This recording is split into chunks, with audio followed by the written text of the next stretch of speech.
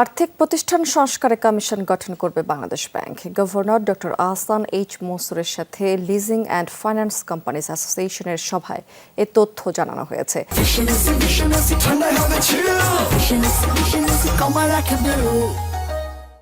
সভা শেষে এই তথ্য নিশ্চিত করেছে সংগঠনের সভাপতি গোলাম সরোয়ার ভূঁইয়া।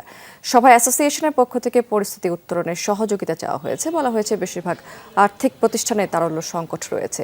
এসব প্রতিষ্ঠানের সবচেয়ে বড় সমস্যা খেলাপি ঋণ। সভায় খেলাপি ঋণ আদায়ে তাগিদ দিয়েছেন গভর্নর। বলেছেন এতে তারল্য পরিস্থিতির কিছুটা উত্তরণ হবে। তিনি বলেছেন ব্যাংক খাতের উন্নতি হলে এর প্রভাব পড়বে আর্থিক প্রতিষ্ঠানগুলোতেও।